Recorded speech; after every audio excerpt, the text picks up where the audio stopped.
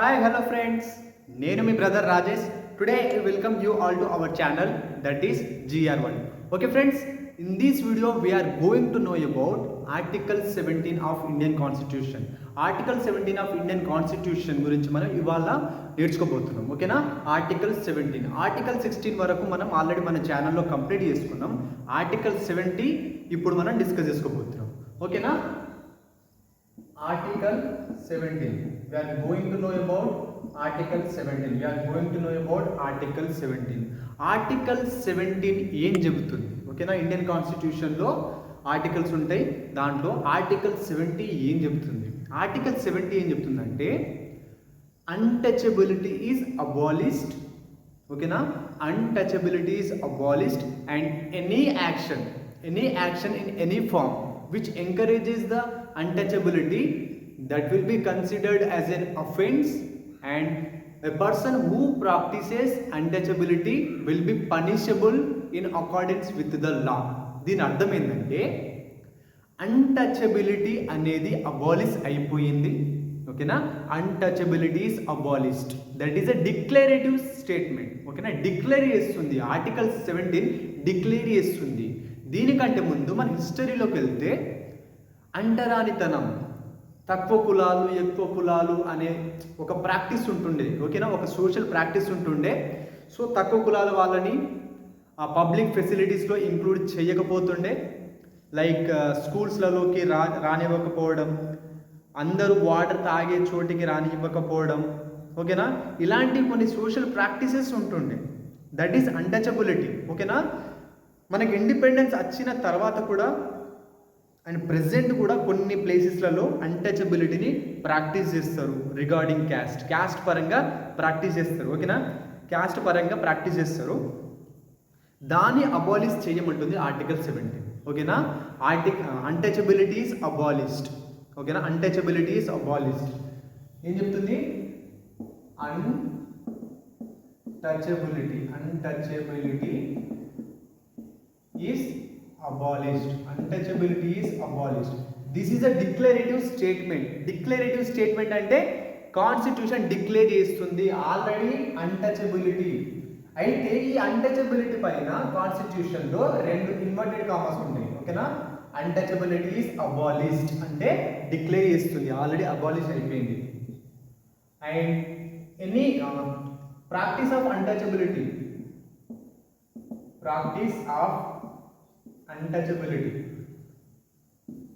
its practice rather direct, its practice in any form, its practice in any form is forbidden. Its practice in any form is forbidden. Okay na? Second line చూడండి. Its practice అంటే its అంటే untouchability. ఓకేనా? Untouchability యొక్క practice ఏ ఫామ్లోనైనా అంటే ఎక్కడైనా ఏ రకంగానైనా అన్టచబిలిటీని ప్రాక్టీస్ చేస్తే దట్ ఈస్ ఫార్బిడెన్ అంటే దట్ ఈస్ నాట్ కరెక్ట్. ఓకేనా? That is not correct. Punishment ఖచ్చితంగా ఉంటుంది. ఓకేనా? Next one, its practice in any form is forbidden. Untouchability is considered as an offense. ఓకేనా? Untouchability is considered as an offense అంటే ఒక crime లాగా దాన్ని treat చేస్తారు. ఓకేనా? ఒక పర్సన్ అన్టచబిలిటీని ప్రాక్టీస్ చేస్తే దాన్ని ఒక అఫెన్స్ లాగా చూస్తారు. ఓకేనా? దాన్ని ఒక అఫెన్స్ లాగా చూస్తారు. Offence and punishable in accordance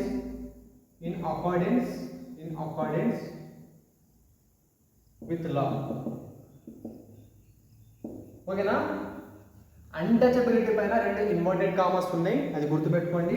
untouchability is abolished. Already constitution అన్టచబిలిటీని అబాలిష్ చేసింది. ఓకేనా? దాన్ని ప్రాక్టీస్ చేస్తే పనిష్మెంట్ తప్పదు. ఓకేనా? దాన్ని ఒక అఫెన్స్ లాగా చూస్తాం. ఓకేనా? దాన్ని ఒక క్రైమ్ లాగా చూస్తాం. ఓకేనా? దాన్ని ఒక అఫెన్స్ లాగా, దాన్ని ఒక క్రైమ్ లాగా చూస్తాం. Those person who practices untouchability, they will be punishable. They will be punished with the law, in accordance with the law. Okay na? అయితే ఈ prevention of atrocities, SCs STs prevention of atrocities act of 1989లో untouchability అంటే ఏంటి? ఓకేనా, ఒక person untouchability practice చేసిండు, so అతన్ని మేము జైలు వేసినాం, పనిష్మెంట్ ఇస్తున్నామని ఒక సినారియో ఉంది. సో అసలు అన్టచబిలిటీ అంటే ఏంటి? ఏ యాక్షన్స్ని మనం అన్టచబిలిటీ అంటాం? ఓకేనా, అన్టచబిలిటీ అంటే ఏంటి, ఏ యాక్షన్స్ని మనం అన్టచబిలిటీ అంటాం అనేది prevention of STs prevention of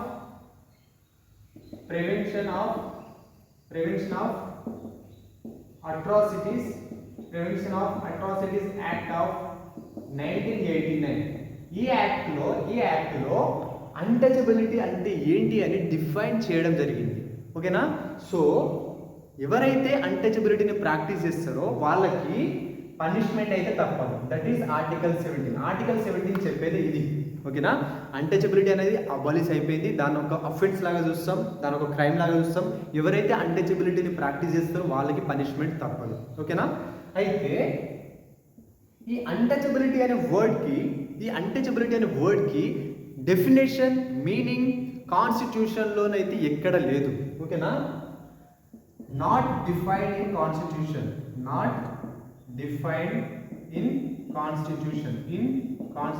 ఓకేనా, కాన్స్టిట్యూషన్లో దీని అర్థం ప్రొవైడ్ చేయలేదు. ఓకేనా, అన్టచబిలిటీ అంటే ఏంటి? What is untouchability? That is not mention in constitution are in any act. ఓకేనా, యాక్ట్లలో, కాన్స్టిట్యూషన్లలో ప్రొవైడ్ చేయలేదు. ఓకేనా, దీని యాక్చువల్ మీనింగ్ అయితే ప్రొవైడ్ చేయలేదు. కానీ కొన్ని లాస్, కొన్ని జడ్జిమెంట్స్, కొన్ని సినారియోస్ని చూసి వీటిని అన్టచబిలిటీస్గా పరిగణించవచ్చు, ఈ యాక్షన్స్ని అన్టచబిలిటీగా పరిగణించవచ్చు అని డిఫైన్ చేసినాయి కొన్ని జడ్జిమెంట్స్. ఇంపార్టెంట్ జడ్జిమెంట్స్ ఉన్నాయి, ఇంపార్టెంట్ లాస్ ఉన్నాయి. ఓకేనా, ఫస్ట్ మనం ఒక కేసు చూసుకుందాం. అంటే మైసూర్ హైకోర్టు ఒక జడ్జిమెంట్ ఇచ్చింది. ఏంటంటే ఈ అన్టచబిలిటీని ఒక లిటరల్ సెన్స్లో, గ్రామటికల్ సెన్స్లో చూడొద్దు. ఓకేనా, అన్టచబిలిటీ అంటే గ్రామటికల్గా చూస్తే అంటే టచ్ చేయకపోవడం. నేను నిన్ను టచ్ చేయొద్దు. ఓకేనా, నేను నిన్ను టచ్ చేయొద్దు, దట్ ఈస్ అన్టచబిలిటీ. ఓకేనా, గ్రామటికల్ సెన్స్లో తీసుకోవద్దు. ఓకేనా, లిటరల్ అండ్ గ్రామటికల్ సెన్స్లో దీన్ని అర్థం చేసుకోవద్దు. ఓకేనా, అర్థమవుతుంది. అన్టచబిలిటీని గ్రామటికల్ సెన్స్లో అర్థం చేసుకోవద్దు. ఓకేనా, అది గ్రామటికల్ సెన్స్లో ప్రొవైడ్ చేయలేదు కాన్స్టిట్యూషన్లో. ఓకేనా, that is not a grammatical meaning. ఓకేనా, గ్రామటికల్ మీనింగ్తో ప్రొవైడ్ చేయలేదు. ఇదొక సోషల్ ప్రాక్టీస్. ఇదేంటి? ఇదొక సోషల్ ప్రాక్టీస్. ఓకేనా, దీన్ని మీరు అన్టచబిలిటీ అంటే టచ్ చెయ్యొద్దు. ఓకేనా, నేను టచ్ చేయొద్దు, ఒక పర్సన్ ఇంకో పర్సన్ టచ్ చేయొద్దు, దాన్ని కాన్స్టిట్యూషన్ అబాలిష్ చేస్తుంది అని అర్థం చేసుకోవద్దు. ఇది గ్రామటికల్ సెన్స్లో ప్రొవైడ్ చేయలేదు. ఇదొక సోషల్ ప్రాక్టీస్. గ్రామటికల్ సెన్స్లో దీన్ని అర్థం చేసుకోవద్దు. మైసూర్ హైకోర్టు ఏం చెప్పింది? ఇదొక social practice.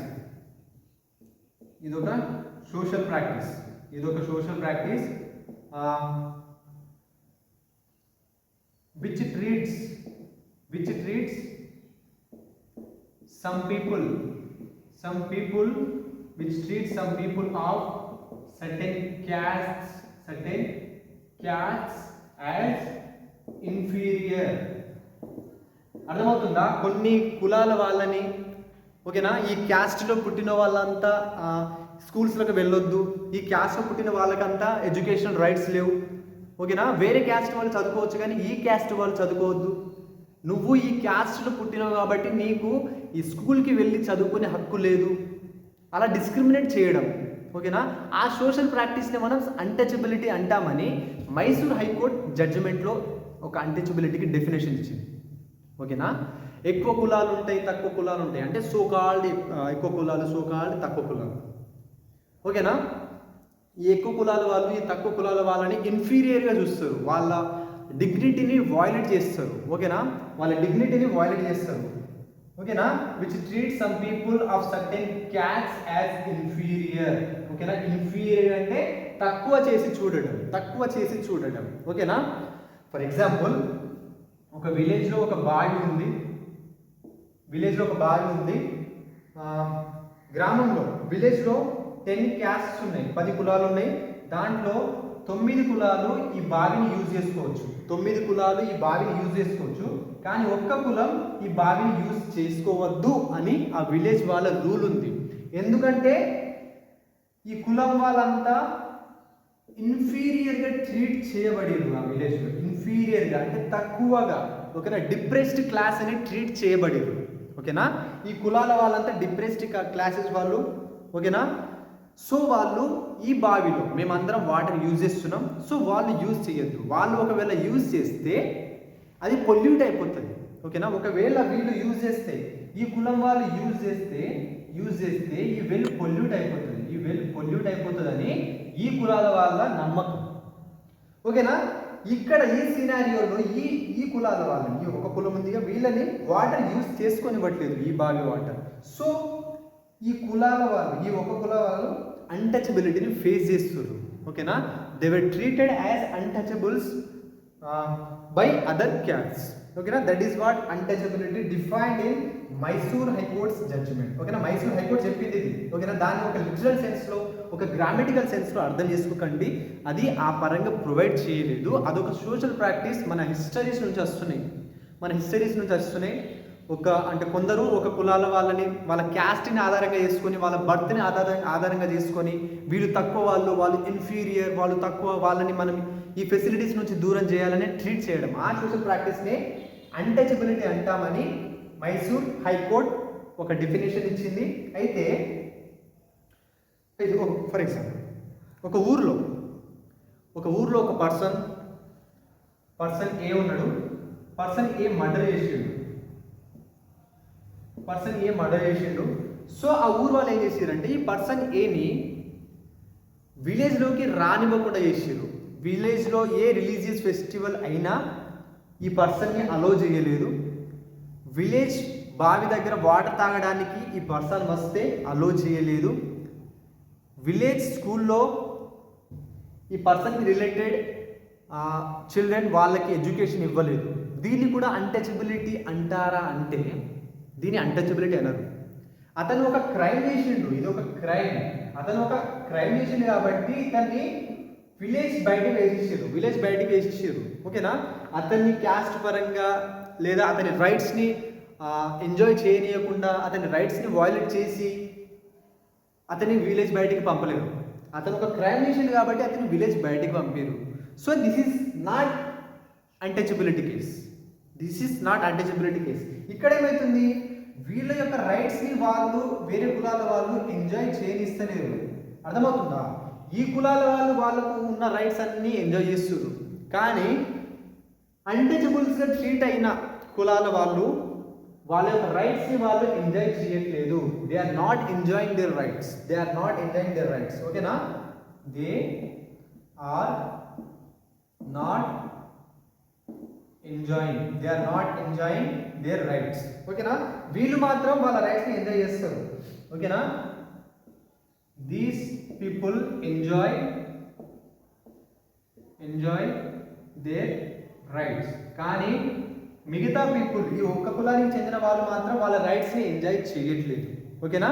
Because they were treated as untouchables, ఓకేనా. ఈ సోషల్ ప్రాక్టీస్ని అన్టచబిలిటీ అంటారని మైసూర్ హైకోర్ట్ చెప్పింది, ఓకేనా. అయితే ఇప్పుడు ఇక్కడైతే నేను ఈ లాలో STs prevention of atrocities act of 1989లో అన్టచబిలిటీ అంటే ఏంటి, ఏ యాక్షన్ని అన్టచబిలిటీ అంటాం అనేది డిఫైన్ చేయబడింది ఈ యాక్ట్లో, ఓకేనా. STs act prevention of atrocities act of 1989. So ఇప్పుడు ఏ యాక్షన్స్ని అన్టచబిలిటీస్ అంటామో ఆ యాక్షన్స్ని మనం డిస్కస్ చేసుకుందాం. Before that note it down friends. Okay friends,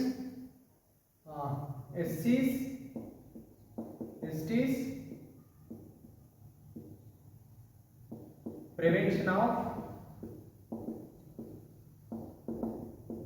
atrocities act of 1989.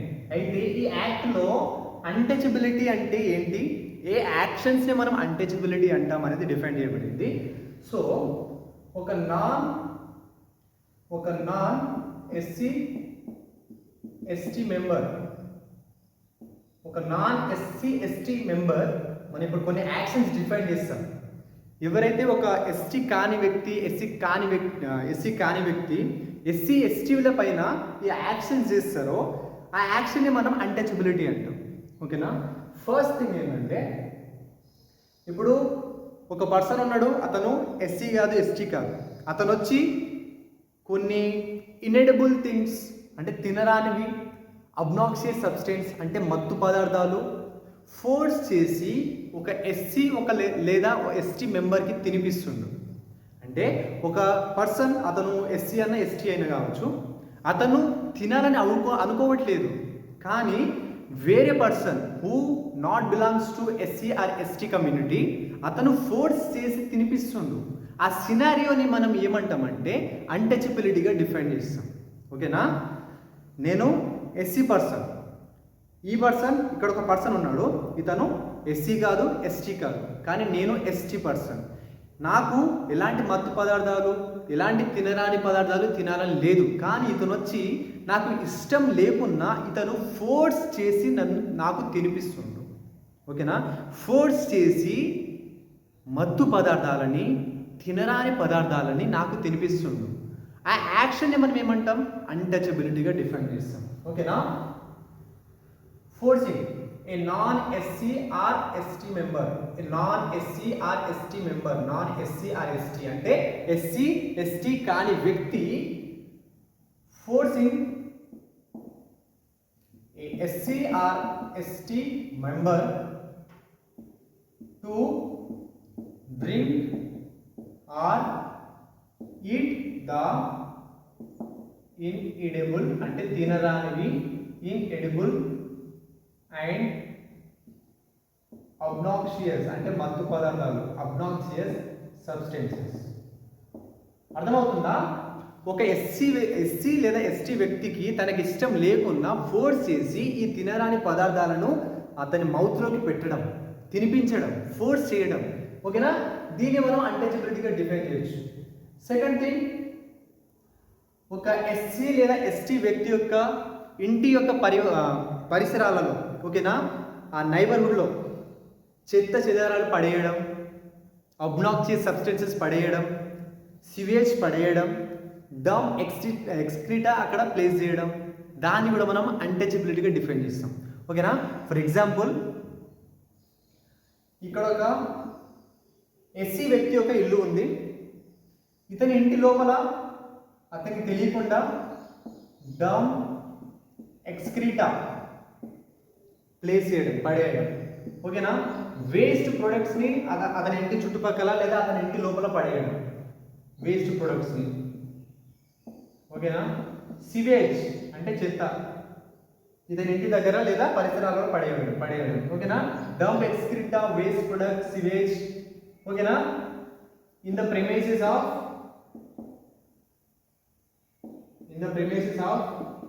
SC STs houses. ఓకేనా.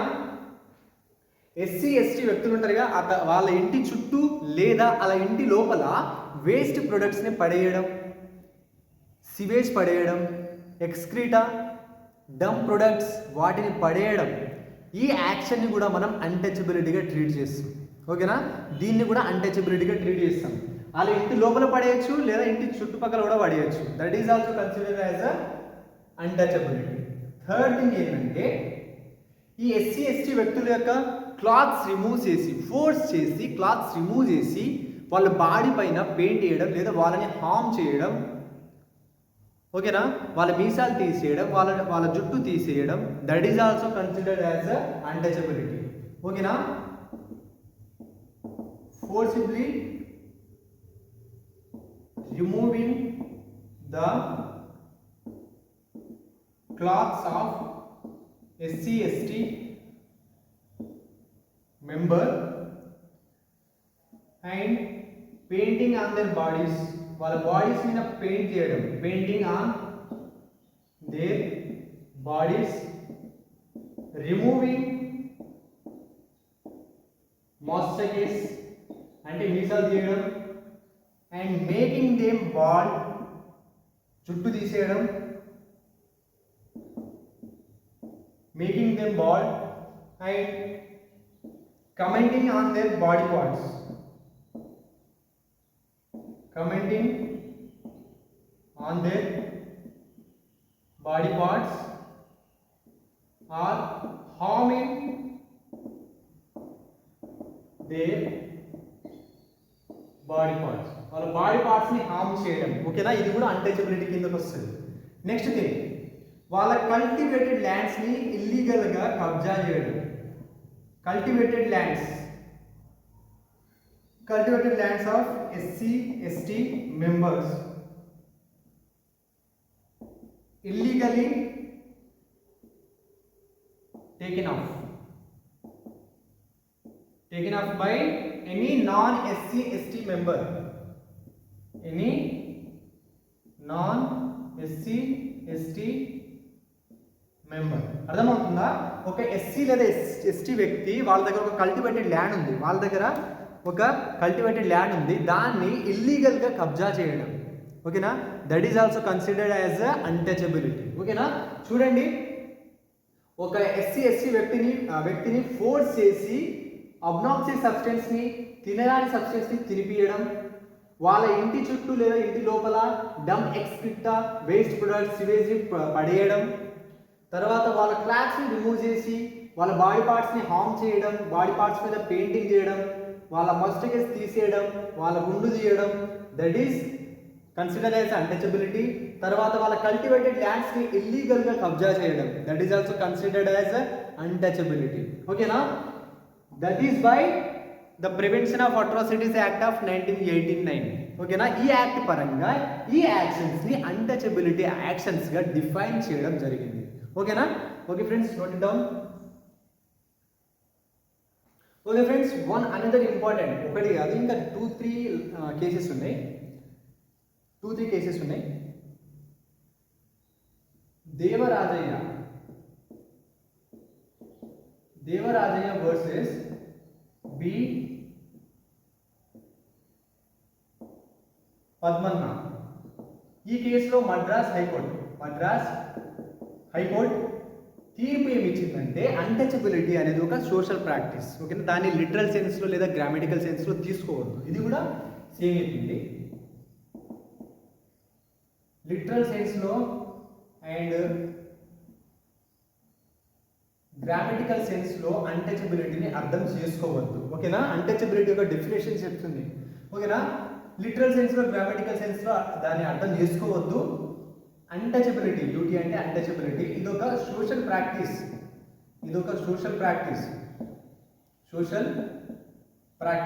ఓకేనా, సోషల్ ప్రాక్టీస్. ఇది హిస్టారిక్ అంటే మన హిస్టరీస్ నుంచి రిపీట్ అవుతూ వచ్చింది, హిస్టారికల్లీ డెవలప్ అయింది. ఓకేనా, హిస్టారికల్లీ డెవలప్ అయ్యింది, దాని మనం అన్టచబిలిటీ అంటాం. ఓకేనా, క్యాస్ట్ బేస్డ్ డిస్క్రిమినేషన్ కంటిన్యూ అయింది, ఇప్పటికి కంటిన్యూ అవుతుంది.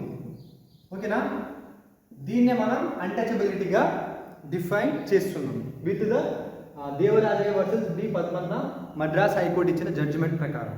ఓకేనా, నెక్స్ట్ థింగ్ అయితే ఓకే, ఇంకొక case state of Karnataka versus Appa Balu Ingale. ఓకేనా, అప్ప బాలు ఇంగలే. దీంట్లో సుప్రీంకోర్టు జడ్జిమెంట్ ఏమి ఇచ్చిందంటే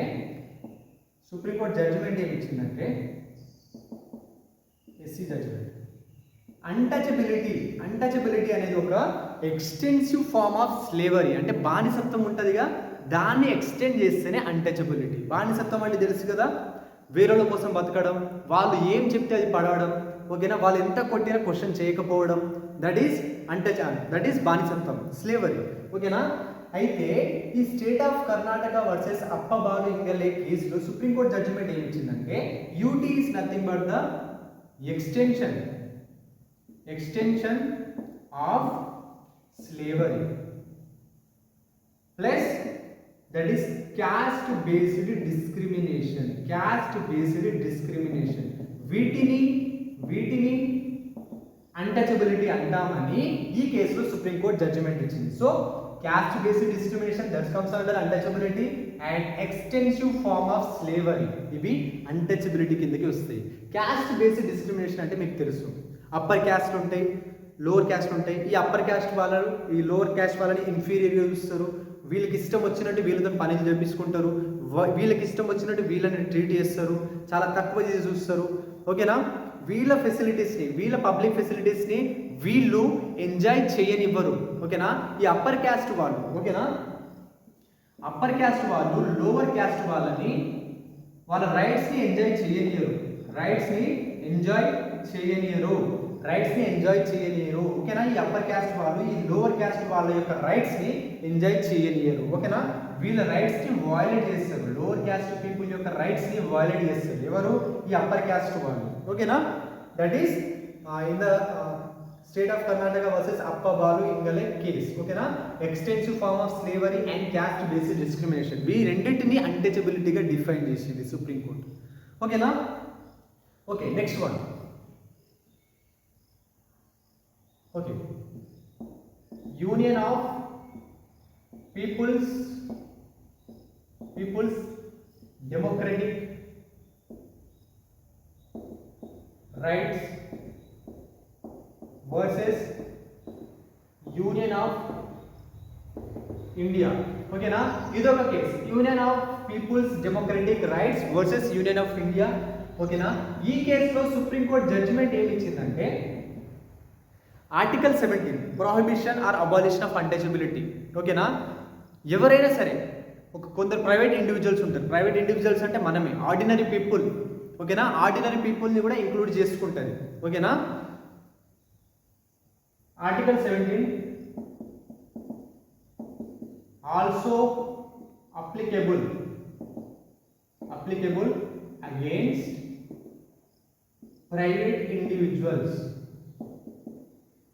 ప్రైవేట్ ఇండివిజువల్స్. ఓకేనా, ఓవరాల్గానైతే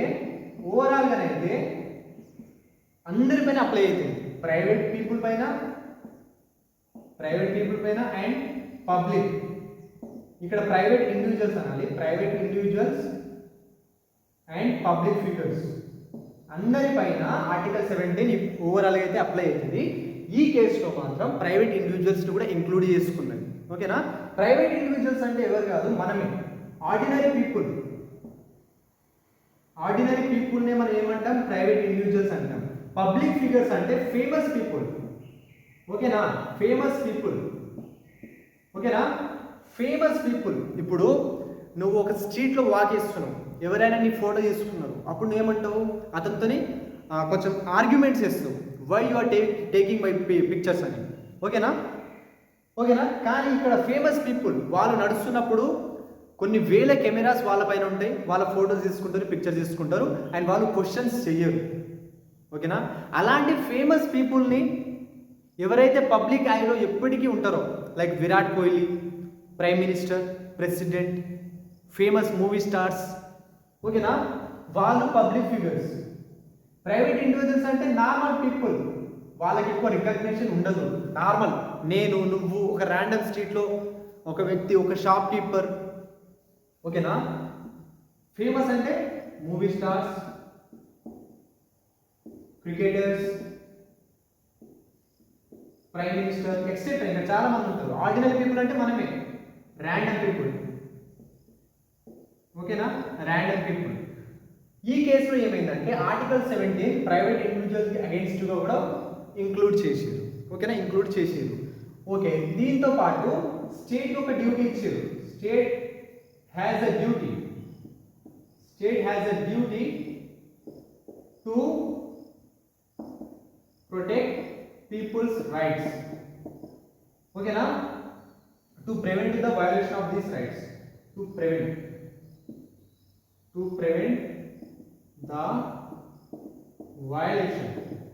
the violation of these rights. ఓకేనా, అంటే ఫండమెంటల్ రైట్స్, ఆ డ్యూటీని స్టేట్కి అప్పగించడం జరిగింది ఈ కేసులో. ఓకేనా, union of people's democratic rights versus union of India. ఇది 1982లో సుప్రీంకోర్టు ఈ జడ్జిమెంట్ ఇచ్చింది. ఓకేనా, Devarajaiah versus B Padmanna case Madras high court, state of Karnataka versus Appabalingale supreme court ఈ జడ్జిమెంట్ ఇచ్చింది. తర్వాత union of people's democratic rights versus union of India, దాంట్లో ఇది జరిగింది. ఓకేనా, note it down. Okay friends, మీకు ఒక క్వశ్చన్ ఏంటంటే, ఇప్పుడు ఈ ఆర్టికల్ 17 ప్రొటెక్ట్ చేయాలన్నా, ఫండమెంటల్ రైట్స్ ప్రొటెక్ట్ చేయాలన్నా లాస్ ఎవరు తయారు చేస్తారు? స్టేట్స్ అయితే తయారు చెయ్యవు. Only parliament can make the laws for the enforcement of fundamental rights.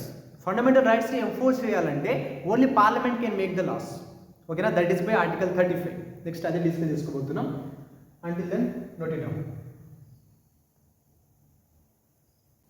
Okay friends, by article 35 parliament got the power to make, parliament alone, state ki power ledu, only parliament got the power to make the laws for the enforcement of fundamental rights. Okay na, parliament ki maatrame power undi. Okay na, parliament alone can make laws for the enforcement of fundamental rights. Okay na, FR ante fundamental rights.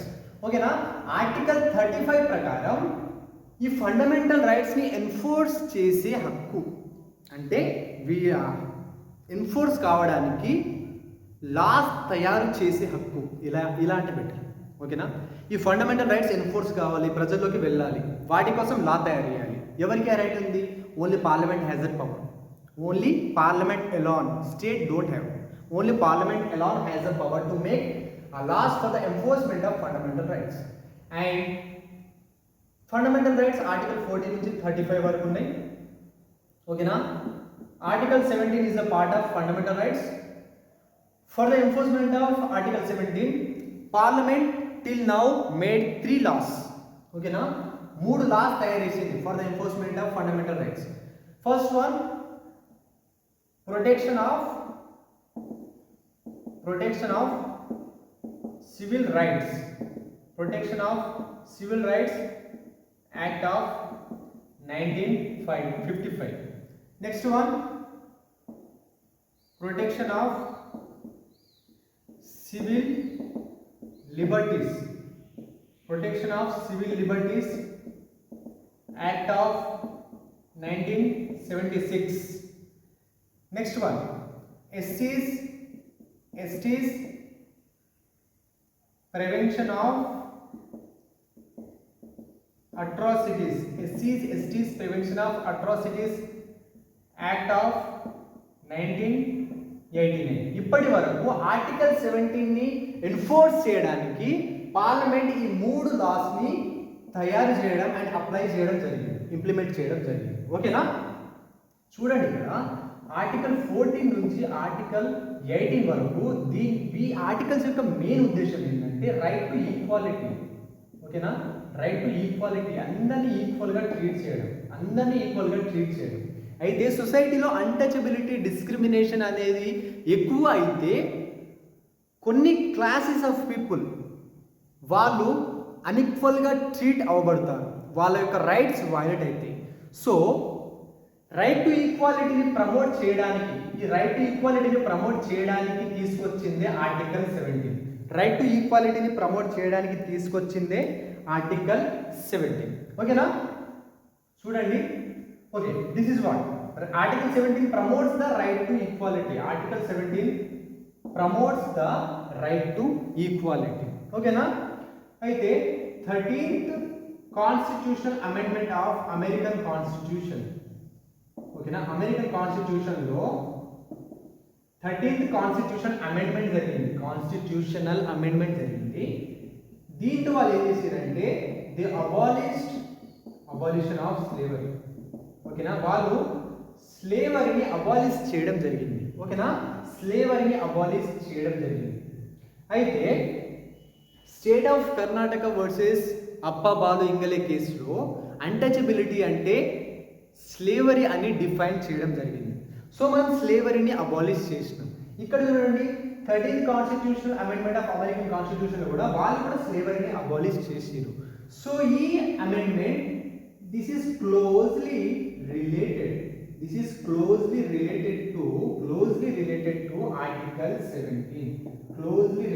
to article 17 ఓకేనా. Article 17 తోని close గా relate అయి ఉంది. ఏ constitutional amendment? American constitutional amendment of 13 constitutional amendment. Okay friends, this is all about article 17. In our next class we are going to know about Mandal Commission. I think Mandal Commission రావచ్చు లేదా article 18 రావచ్చు. Thank you friends.